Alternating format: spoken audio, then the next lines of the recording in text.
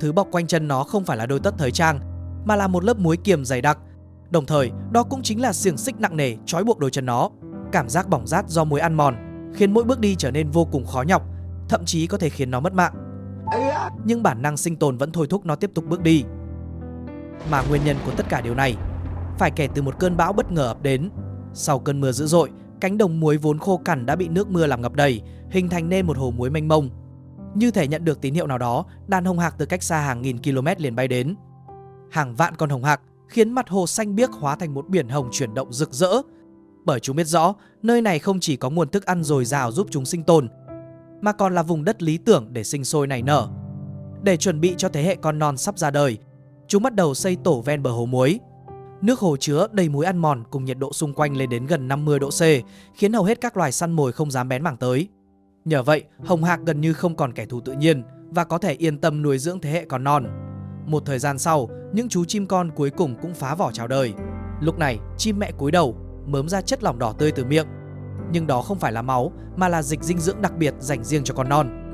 Dưới sự chăm sóc tận tụy của mẹ, những chú chim non dần trưởng thành giữa nơi khắc nghiệt đến mức chẳng loài nào muốn sinh sống. Thế nhưng, sự bình yên ấy chẳng thể kéo dài. Dưới cái nắng gay gắt, không khí trở nên bỏng rát, nguồn nước quanh tổ dần cạn khô và mặt đất ẩm ướt cũng bắt đầu nứt nẻ. Để tìm được nguồn nước mới, những chú chim non mới chào đời buộc phải bắt đầu hành trình di cư đầy hiểm nguy và vô định. Đây cũng là thử thách đầu tiên trong cuộc đời của chúng. Vì đôi cánh vẫn chưa đủ cứng cáp, chúng chưa thể tung bay như những con trưởng thành. Thế nên chỉ có thể bước đi bằng đôi chân non yếu dưới sự dẫn dắt của chim lớn. Chúng phải đi bộ hơn 50 km để tìm lại sự sống. Hàng vạn chim non tụ lại thành từng đàn khổng lồ, theo bước chim trưởng thành tiến về nơi có hy vọng. Đoàn di cư trải dài trên mặt đất mênh mông, tựa như dải lụa hồng đang chuyển động, tạo nên một bức tranh hùng vĩ và tuyệt đẹp trên sa mạc muối. Thế nhưng, trong hành trình gian khổ này, luôn có những con non kiệt sức rồi bị bỏ lại phía sau. Bóng dáng bạn bè phía trước dần xa khuất, trên nền đất cằn cỗi chỉ còn lại thân hình nhỏ bé, đơn độc của nó.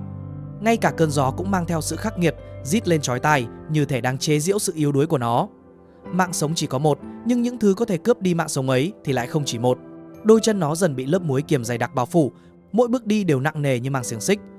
Dù sức lực đã gần cạn kiệt, nhưng bản năng sinh tồn vẫn thôi thúc nó không ngừng tiến về phía trước. Trong khi đó, đàn lớn phía trước đã đến được đích, chúng vượt qua cái nóng thiêu đốt, tránh thoát nanh vuốt kẻ săn mồi và cuối cùng giành được khoảnh khắc nghỉ ngơi hiếm hoi. Trong hành trình dài đằng đẵng này, thứ ngăn cách chúng không chỉ là 50 km, mà còn là cuộc đấu bền bỉ giữa nghị lực và may mắn, một thử thách sinh tử khắc nghiệt của tự nhiên.